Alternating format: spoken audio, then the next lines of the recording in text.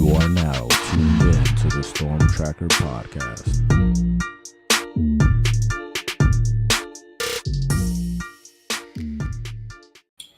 Welcome back, family, to the Storm Tracker podcast. I'm Marcus Benjamin here, representing for CanesCounty.com, part of the Rivals.com network.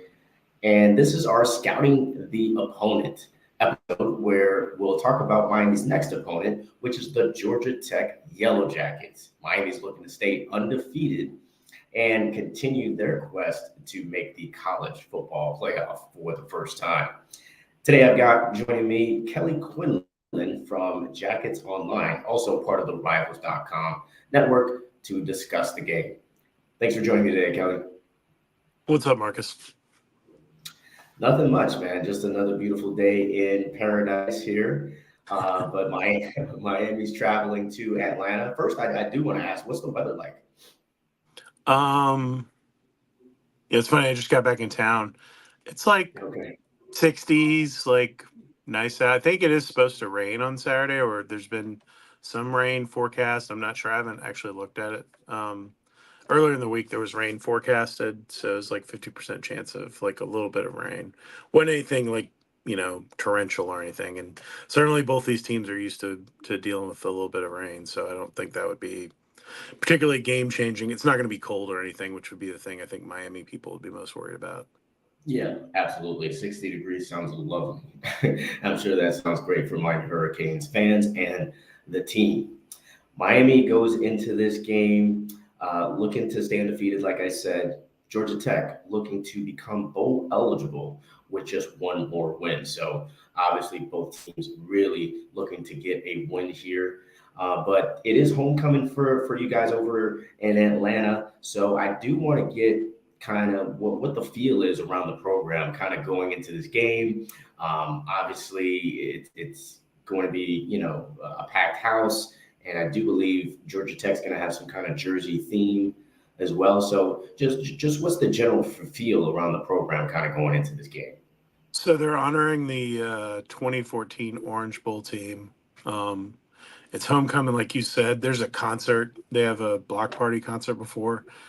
Big Boy from Outkast is playing the concert at probably like 9:30 in the morning to 10 or whatever it is, which is probably the earliest that dude's ever been up in his life since he was a kid. Right. Yeah, I think everyone thought it was going to be like an 8 p.m. game or 7:30 or something. So there's a lot of stuff that was sort of lined up with that. And then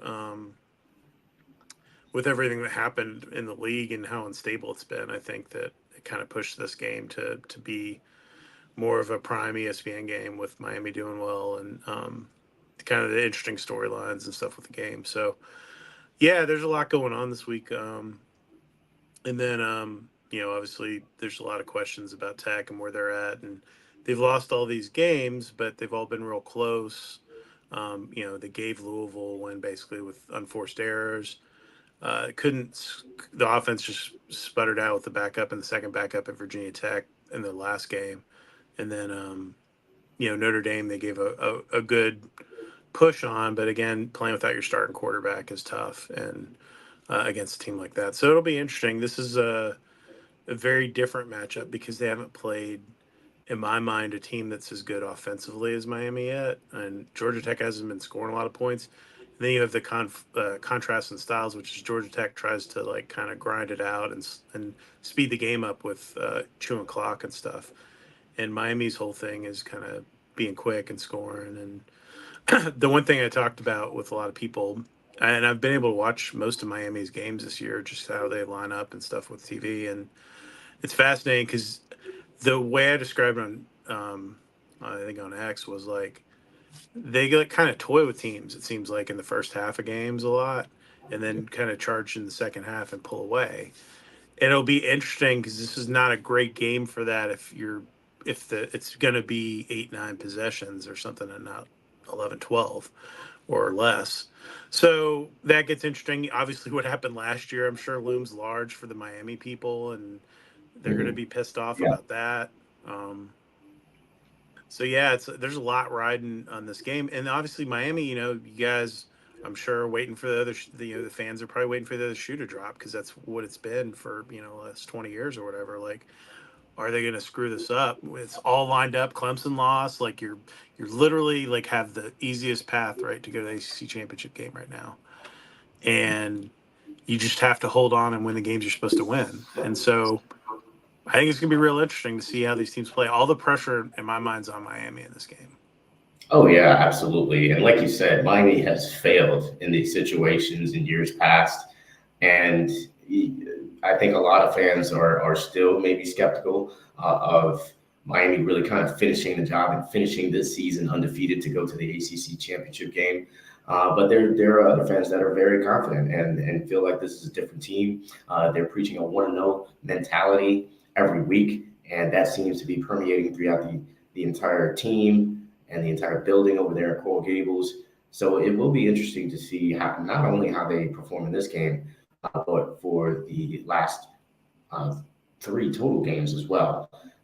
So next, I wanted to speak about just the quarterback situation. You kind of alluded to it as well. Haynes King, the dynamic quarterback for Georgia Tech, has been out with an injury. So kind of wanted to know, like, do you expect him to play for this game, or is there a possibility? And just the quarterback situation overall. How do you feel about it with him being out the last couple of games? So it's interesting because like Haynes got hurt, and then his backup Zach Pyron got hurt too. They have similar injuries on opposite shoulders. Zach's not on his throwing shoulder, but Haynes was on his throwing shoulder. I have thought from the jump when Haynes got hurt, the timeline I had heard from the jump was sort of this game. They were hoping to have him back. Brent Key has been very cagey about what's going on with his quarterback. So obviously he doesn't, because there are three kind of they're similar but very different, like in what you have to prepare for. Haynes is obviously his legs will be rested, which will be huge for him because he runs so well. Um, what does his arm look like if he plays? Zach's been more of kind of the middle ground guy that can run and pass well. He played really well 2 years ago against Miami and famously broke his collarbone in that game and then threw a pick when they were going in to score to go up because he didn't know his collarbone was broke. He went back to throw, or was this one, and threw the ball. It went like straight up in the air because he had no idea his collarbone was broken because of adrenaline. And then Aaron Philo, the true freshman, who's like the top passer in Georgia as a senior in high school. So it's an interesting dynamic at play, and if Haynes King plays, is there rust? He wasn't throwing the ball great before. Obviously, won the game last year. He didn't play well at all in that game. Wasn't throwing the ball well. Miami's defense did a good job against him. And what's fascinating to me about this too is like Miami's strength has been run defense, and Georgia Tech's strength has been run offense and not throwing the ball. So you have sort of the opposites there too. My gut is I wouldn't be shocked to see Haynes King play. I just don't know where he's at physically, like in terms of his injury is more of like a comfort pain level kind of thing than it's not like a structural kind of injury. So I think it'll be interesting if he plays. I just don't know where he's at, and I think that's what they're trying to determine this week too. Like, is he comfortable enough to go play a full game or not?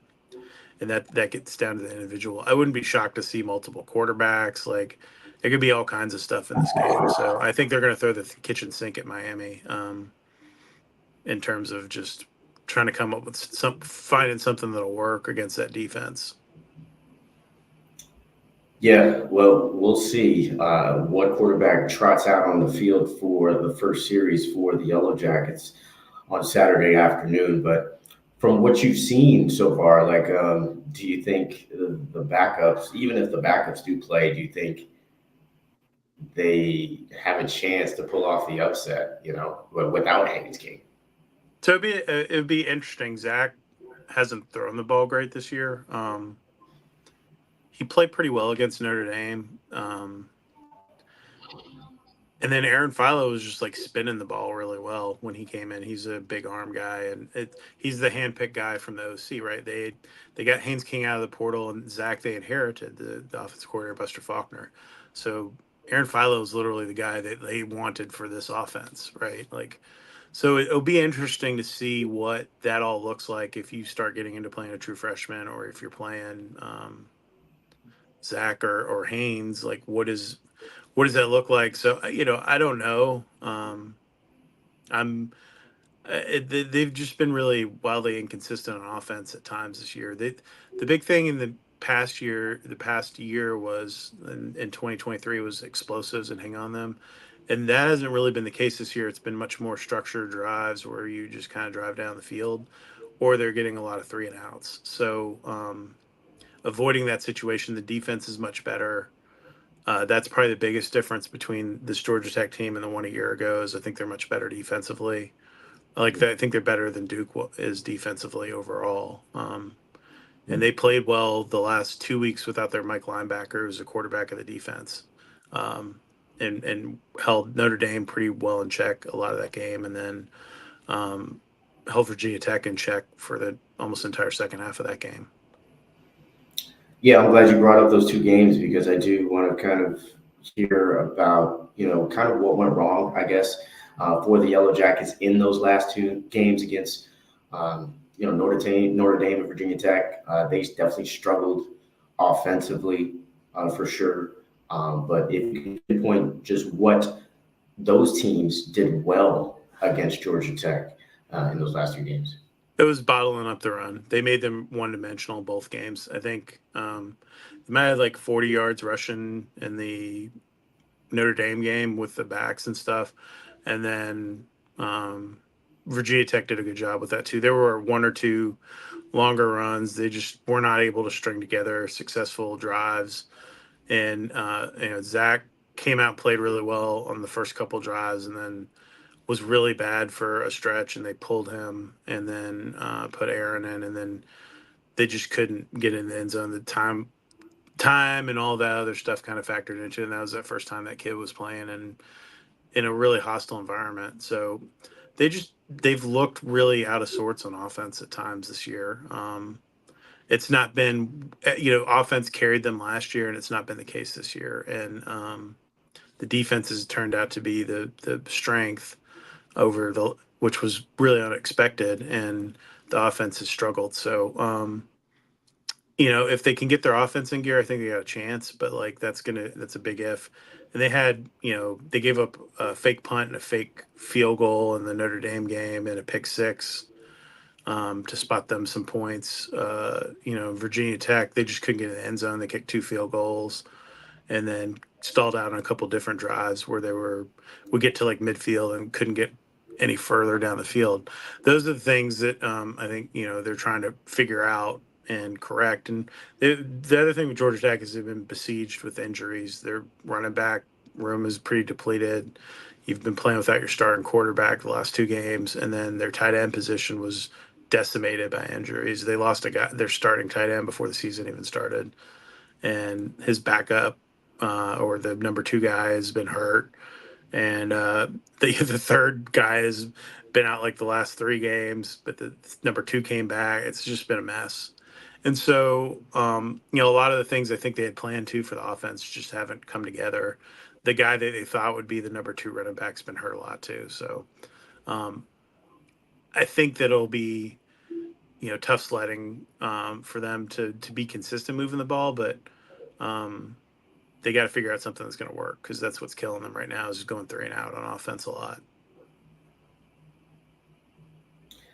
Yeah, that would definitely not work against the Hurricanes because Miami comes into this game with still the top offense in college football. So the faster they can get on the field, the faster they will be able to score the football. I do want to ask about what Georgia Tech kind of did well, because at one point this team was 5-2, and just maybe still thinking that they could be in contention for the ACC championship game. But after the 2 losses, of course, that probably a distant memory now. But what was working for Georgia Tech in those first 5 wins for the Yellow Jackets? I think they were one of the biggest things, and the biggest change probably from last year is they've limited turnovers a lot. Haynes King had 16 picks last year and a couple of fumbles, and has like I think he has one pick this year. Zach's thrown one, and Philo threw one that wasn't really a pick. It bounced off a receiver's hands into a defender at the end of that game. But they've gotten out of that, like turning the ball over like crazy, and that's been huge for them. And that was what was kind of working. And they should have been 6-1 really. The Syracuse game was the only game they really like lost, and they almost came back and won that game. The Louisville game, they spotted them like 17 points. They had a blocked field goal return for a touchdown. They fumbled out of their own end zone for a touchdown, and then missed like a couple different kicks in that game to spot Louisville a bunch of points. Um, they outplayed Louisville in that game and lost. Notre Dame beat them very soundly. That was like they won very soundly. Virginia Tech, they just didn't play. They just couldn't move the ball. So yeah, it's been kind of interesting. They've been kind of messing around with everybody. They really haven't beat anybody soundly in the league. Obviously, you're showing the clip from the North Carolina game. They blew a 10-point lead in that game. That was a game where Haynes King got hurt in the fourth quarter. They put in Zach Pyron, and we're just trying to kind of run the clock out and not running probably enough offense, and allowed North Carolina to come back down 10 late, and then scored on a simple give up the middle. Which was very funny because it was against their former head coach, who's now the defensive coordinator at North Carolina, Jeff Collins. Yeah, it's just been special teams was bad. They fired the special teams coach, in the middle of the season, and that's improved now. But it was okay the first couple games. It's just everything's been a little off this season. I don't know what it is.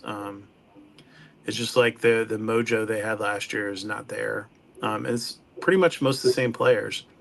They just haven't quite put it together for whatever reason. And they had a couple games here. Obviously, Miami's gonna be really tough, and then they play NC State on Thursday night, and then they play Georgia to end the season. So they need to. One of the next two are probably their best shot in terms of just historically looking at it. And is Miami due for a clunker? That's, I think, what Tech fans are hoping for. I wonder about playing at noon. Does that impact Miami a little bit more than even Georgia Tech? Because it's not going to be probably quite as electric. And I've found that noon road games are a little harder for teams to get up for sometimes. So we'll see. And obviously everything rides on Cam Ward for Miami too. Like when he plays like he's capable of, then he's great. But every once in a while he does something real crazy. So, Yeah. that's the thing that scares me when you watch them play. It's like, he does a lot of like improvisation where it's like, hey, like, he could take a really bad hit here or put the ball in danger or whatever. So those are the things, I think whoever wins the turnover battle probably wins the game. I think that it'll probably be a little bit lower scoring than some of these other Miami games just because of the possession thing.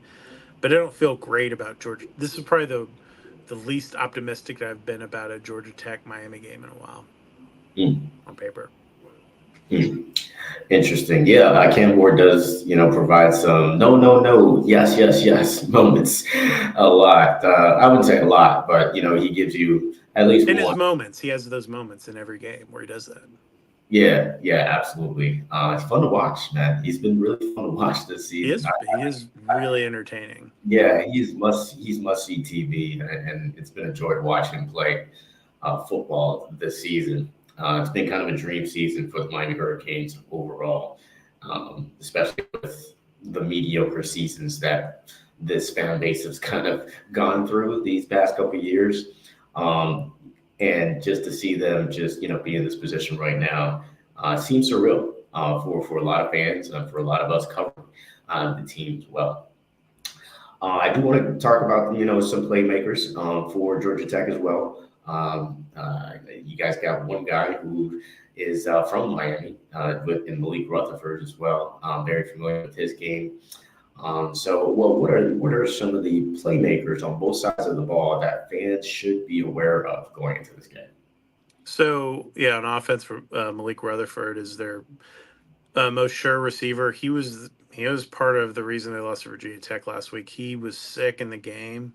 Hmm. There was like food poisoning or stomach bug or something. A lot of he had 2 drops. He never dropped. He had like 1 drop going into the game. He had 2 drops and key fourth downs for them in the Virginia Tech game. But he's been like their most reliable guy the last 2 years. Great slot receiver. A little guy just plays much bigger than he is. Eric Singleton, the outside receiver, can fly. Really difficult to cover. When he gets in space, is electric. He also returns kicks. Jamal Haynes, the running back, the clip he showed on the 68-yard touchdown, if he can make that one cut and make a guy miss, he's a home run threat every time he touches the ball. And obviously Haynes King if he plays, is huge because he is both really dynamic with his arm and his feet and can run. He runs like a running back at quarterback when he wants to run. So those are the sort of main guys on offense. And then defensively, Romello Height's been playing really well for them. The 2 D tackles, Zeke Biggers and JJ Vandenberg, are pretty dynamic, those 3 guys up front. And then, the 2 corners have played really well this year, Warren Burrell and Amari Harvey. And they've been on an island a lot. I think the key matchup in this one's probably the nickel position versus Restrepo. And, can they guard him? That would probably be either Rodney Shelley or Saeed Gibbs or Omar Daniels. Omar Daniels missed the VT game with an injury. Saeed got hurt in the VT game. Rodney Shelley's pretty capable of covering guys, but will sometimes blow one and give up a big play. So those are sort of the things I'm looking at as you kind of look at that and guys to watch. Nice. All right, so when it's all said and done, Kelly, between the Yellow Jackets and the Hurricanes, who do you? Well, let me just point out that Miami is an 11-point favorite. I usually ride with home dogs. If I were a betting man, maybe I am, maybe I'm not. But if I were, I usually ride with the home dogs. But Miami's been covering by just by a slim margin in these last couple of games. So when it's all said and done on Saturday afternoon, what do you think the scoreboard will read at Bobby Dodd Stadium? The number that pops in my head right now is like, I haven't really thought about this much yet, is like 35-17 Miami. Like, Okay. that's like my first kind of instinct. I haven't thought about it as much as I probably would before making a pick later in the week. But yeah, I mean, I think it's going to be a little bit lower scoring than some of these other games just based on how Georgia Tech plays. Especially if it's raining. I think Miami might also pull back a little bit too. Just because you're not going to want to sling it around quite as much if it's pouring out. But we don't know that it's going to rain or not. That's the beauty of weather in the South. It can change in a heartbeat. But Tell me yeah, about it. yeah. I just feel like maybe that's like I don't think it's going to be ugly. Georgia Tech, if they play well, has a chance to upset them. I don't love the matchup for them right now with where they are. So that would be my gut feeling because I think they're going to have to throw the football to win the game. And they haven't been consistent with that this year. So that makes me favor Miami in this game. Yeah. Well, for me, it's like, well, when I look at this Miami Hurricanes team, and if anybody is following the team, they kind of know that the weakness of this team is the defensive backfield. And they have a tendency to give up big plays, and they have since game one of this season. They've been giving up big plays, and it seems it's because of lapses in that defensive backfield. And now you've lost another player last week in Jadice Richards. So, and he was actually having a really good game last week against Duke. So now you're in a situation where you might have to play Reese Powell at the nickel and play another freshman, Saquon Patterson, the 5-star from a local high school here at Chaminade. You may have to start him at safety. And you may also see the transfer of De'Ami Hill at the other corner position. So I'm concerned there, especially if Haynes King does play. I just feel like that kind of changes the whole dynamic of this game. So I think I'm going to give you like two predictions. Because if Haynes King plays, I feel like the Yellow Jackets will be scoring some points here. Based on what I just shared. But if he doesn't play, I think Miami's going to just pin their ears back and really cause a lot of pressure. And then the other factor is if um, Tech can stop the run. Kelly, and let me ask you, Kelly, how have they really done stopping the run this season? They've been pretty solid. They kind of held Amari and Hampton in check a little bit in that game. The really the main game where they struggled with run defense was the first game against Florida State in Dublin, and really since then they've been pretty solid in run defense. They tend to get occasionally caught on explosives and stuff more than anything else. They'll give up a run here and there, but they're not giving up a ton of big chunk runs. They play similar sort of to Duke, I guess would be the way I would describe it. Obviously, the DC came from Duke last year, and I think Manny just kind of kept some of the stuff they were doing, and so there's some similarities. If you were to compare those two teams, I would say that Tech's quarterback play is better than Link Murphy. I don't think is very good. Um, so that's probably the biggest difference between those two teams right now. Like if you were looking at like comparing it to the Duke game, right? So yeah, I think that run defense has been pretty solid. So I, they've been kind of solid all around. They started getting to the quarterback the last couple of weeks. That's been sort of the biggest difference for them defensively.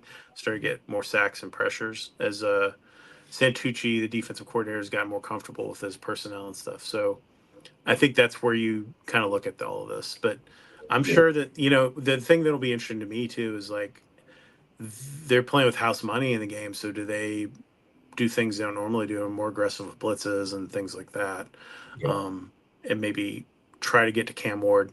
That's tough because he'll spin out of sacks and stuff. He's been very good at that. So that's sort of the rub, and then giving up the QB runs if you do get into too much of that too. They've been exposed a few times on that as well, just getting not caging well and letting guys kind of slip out of the pocket. That happened in the Louisville game a little bit with yeah, Slough, who's not a great runner.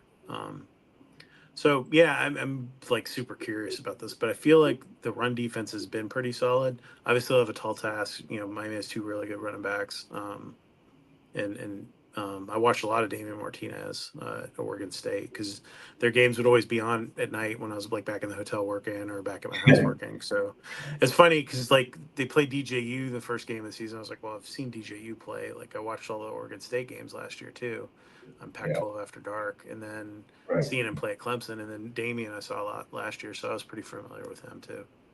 Yeah.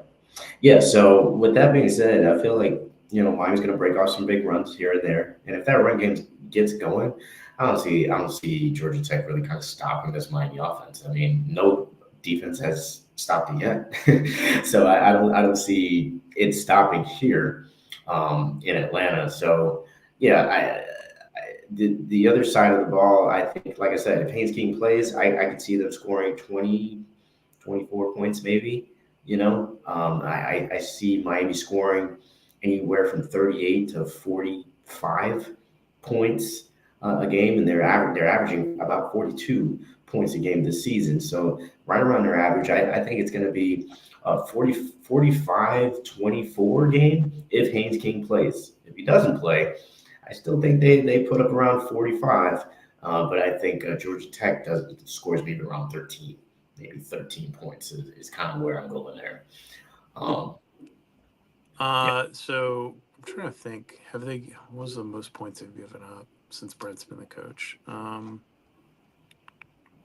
Oh, Clemson last year they gave up 42 because they threw a bunch of picks. Haynes King threw a bunch of picks in that game. 38 to BC. Yeah, I just think 40 seems like a lot, but Ole Miss game last year. Yeah, I mean this isn't dissimilar to the game they played at Ole Miss last year. With Ole Miss was really good on offense, and It was interesting. That was a game that was a one-score game in the fourth quarter that ended up being 48-23. So you just like and Miami did that with Duke last week, right? Like it was just, Right. once it was a super tight game in the fourth quarter when I was like watching it, and then they pulled away. So I just wonder if there's enough time to like put up that many points. I would be shocked if it gets over if it gets over 38. I would be pretty surprised with just the pace of play and stuff. But yeah, I could see where you're coming from. Yeah, we'll see how it all plays out on Saturday. Kelly Quinlan joining me from Jackets Online, part of the Rivals.com network, here for our Scouting the Opponent episode. Thanks for joining me again today. No problem. Thanks, Marcus. That's going to wrap it up for the Storm Tracker podcast. Make sure you subscribe to this YouTube channel live from Kings County. Also subscribe to the website, canescounty.com, for free. Use the promo code Miami30. Until the next episode.